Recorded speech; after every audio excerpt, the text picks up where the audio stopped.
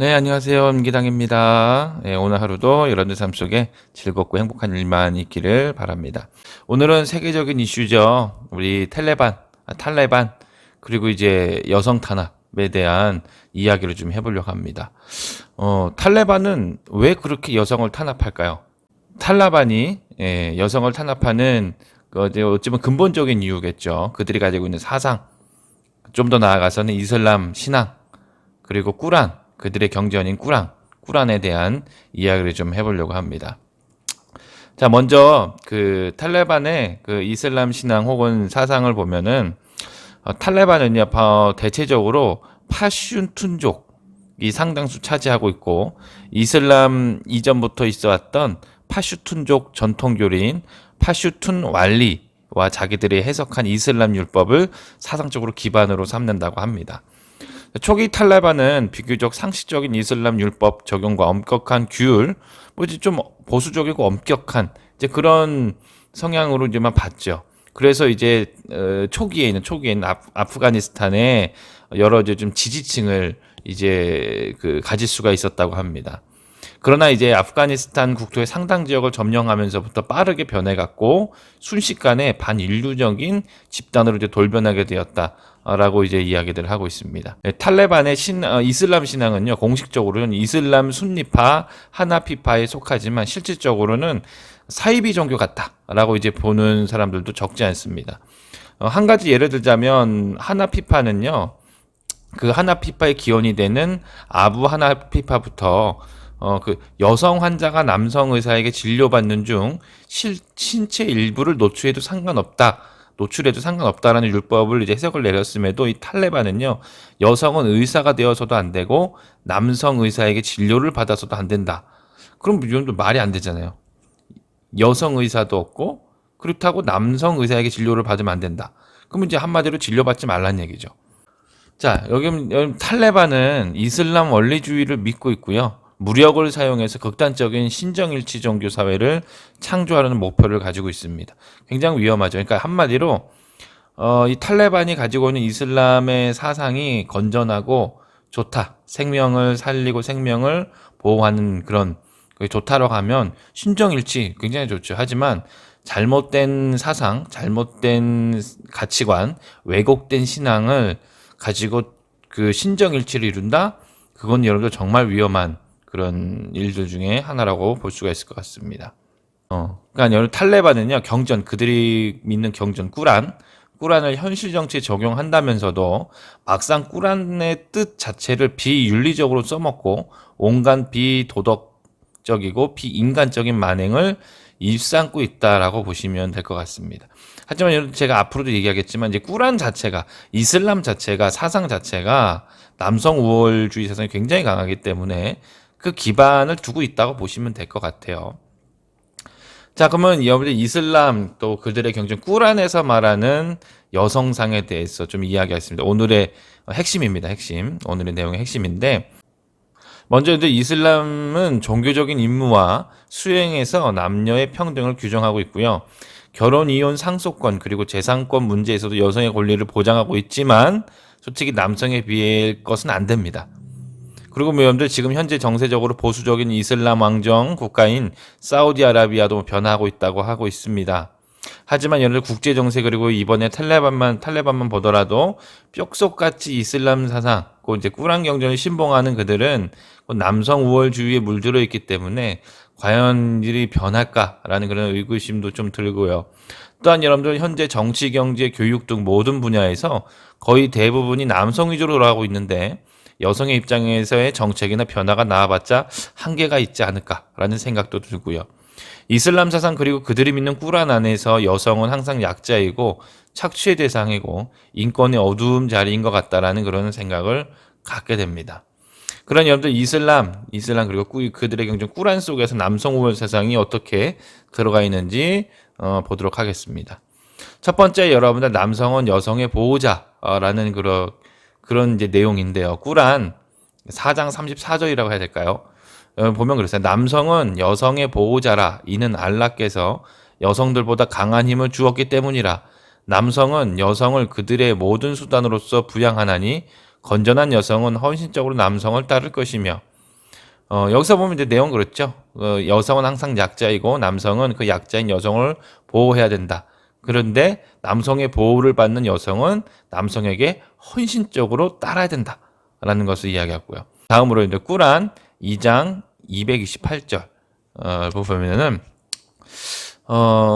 여성과 남성이 똑같은 권리가 있으나 남성이 여성보다 위에 있나니 알라는 만상 형통하시도다. 근데 이게 말이 저는 이해가 잘 안 돼요. 보면은 여성과 남성이 똑같은 권리가 있다라고 이야기하지만 그 뒤에 남성이 여성보다 위에 있다. 남성이 여성보다 위에 군림한다는 것이죠. 이게 어떻게 똑같은 권리가 있다라고 말하는 것인지 모르겠고요.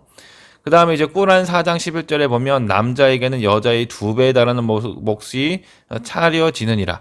그러나 둘 이상의 여자가 있을 경우는 유산의 3분의 1을 취하고 여자 하나만 있을 때는 절반을 얻게 되느니라. 그러니까 이 말은 또 남자가 여자보다 상속을 2배 더 받겠다는 것이고요. 또 꾸란 2장 282절에 보면 그리고 너희 가운데 2명의 남자를 증인으로 세울지니 그러나 만일 2명의 남자가 내 주변에 없거든 너희가 서로 합당히 여기는 한 남자와 2명의 여자로 증인을 삼을지니 그렇게 함으로써 만일 한 증인이 잘못을 행할 경우에는 다른 한 증인이 이를 생각날 수 있게 할지니라. 여기서도 여러분들 법정에 증언을 할 때 남자 한 명의 증언과 여자 2명의 증언이 동등하다는 거죠. 그러니까 한마디로 여자는요, 50%예요. 50%. 법에 대한 증언으로서 효력도 50%라는 것이죠. 그 다음에 이제 꾸란 24장 31절에 보면은 눈을 아래로 뜨고 숨길 곳을 지키고 노출하고 있는 외에는 내 몸에 장식해야 할 곳을 나타내서는 안 된다. 너희 얼굴의 너울을 가슴까지 내려라. 이 말은 여성은 반드시 머리부터 발끝까지 겉옷으로 가려져야 한다라는 것입니다. 참 이게 뭐 순결을 위해서 그런 건지 뭐 그러겠죠. 그런데 너무 좀 심한 것 같습니다. 그럼 남성도 가려야죠. 남성도 머리부터 발끝까지 가리면 이해가 되겠죠. 남성은 왜 순결을 지키면 안 됩니까? 남성도 순결을 지켜야죠. 네, 너무 마음에 안 듭니다. 너무 마음에 안 들어요. 너무 마음에 안 듭니다. 그 다음에 꾸란 그 4장 34절에 보면은 이런 내용이 있어요. 품행이 단정치 못한다고 생각되는 여성에게는 먼저 충고를 하고 그 다음으로는 잠자를 같이 하지 말 것이며 셋째로는 가볍게 때려줄 것이다. 여러분들 한국어 꾸란에 가볍게 때려주다로 번역된 아랍어 원어는요, 뭐 그래요. 직역한다고 한다면 때려라라고 이제 이야기한다고 합니다. 그들이 이제 그 삶 속에서 생활 율법이죠. 생활 율법, 누슈즈법에 보면은 이 구절을 아내가 남편에게 불복종했을 때 남편이 아내를 심하게 다룰 수 있게 또 율법화되어 있다고 합니다. 여러분들 뭐 가볍게 때리던 아무튼 뭐 심하게 때리던 자기 아내를 때리라고 말하는 거는 솔직히 이거는 너무 좀 비윤리적인 거 아닌가? 여성에 대한 인권 아니 동등된 입장에 그런 게 아니라 뭔가 소유물로 여기는 거 아닌가? 그런 생각마저 들게 합니다. 그 다음에 꾸란 2장 223절에 보면 여성은 너희를 가꾸어야 할 경작지와 같나니 너희가 원할 때 너희의 경작지로 가까이 가라. 그리고 이제 그들이 이제 생활율법이죠. 꾸란 다음에 경전 다음에 이제 믿는 하디스라는 게 있습니다. 하디스에서 이제 무함마드 그 편에 보면은 남편이 아내를 침대로 초대할 때 아내가 이를 거절한다면 남편은 그녀에 대하여 화를 품고 그날 저녁을 보내고 천사들은 아침까지 그녀를 저주한다. 그 다음에 또 있습니다. 남편이 필요하여 아내를 부를 때 아내는 비록 빵을 만들기에 여념이 없다 하더라도 남편의 초청에 응해야 한다. 그 다음에 또 참 말이 안 되죠. 하디스에서는 남편이 아내와 살면서 행복하지 못하면 여성은 천국에 들어갈 수 없다라고 기록됐습니다. 이게 무슨 신앙이고 무슨 경전입니까? 그리고 여성은 잠자리 혹은 아이 낳는 기계가 아닙니다. 그들도 동등된 입장에 하나의 우리의 같은 인간이고 그런 존재이고 존중해야 되고 배려해야 될 동등된 입장인 것이죠. 남편들이 아무리 잠자리를 하고 싶더라도 아내가 마음이 응해야 되는 것이죠. 근데 여기서 보면 너무 마음에 안 듭니다. 솔직히 저도 이 글을 쓰면서도 어떻게 이럴 수가 있을까라는 생각이 좀 들어요. 그 다음에 일부 다처제를 공식적으로 허용합니다. 여러분들 그들의 율법에는 공평하게 대할 수만 있다면 4명까지 부인을 가질 수 있다. 근데 보통 여러분들 그 이슬람 신도들도 일부일처제를 한다고 해요. 근데 그 이유는 뭐 개인적인 사상도 있겠지만 또 주로 경제적인 여건이 많이 반영이 된다고 합니다. 그래서 부자들은요, 이제 공평하게 돼야 되는 것은 방을 하나씩 다 줄 수 있어야 된다는 거예요. 이 부인들에게. 생활에 대한 것을 공평하게 다 제공해 줘야 되는 거죠. 한마디로 들어가는 비용, 아내에게 들어가는 비용이 4배니까. 그러니까 여러분들 좀 그 돈이 있는 사람들만 좀 할 수 있는 그런 거라고 하죠. 하지만 일부 다처제를 공식적으로 허용하고 있습니다. 그래서 꾸란 4장 3절에 보면 만일 너희들이 고아에게 공정하지 못할 것 같이 생각되면 누군가 마음에 드는 2명, 3명, 4명의 여자와 결혼해도 좋다.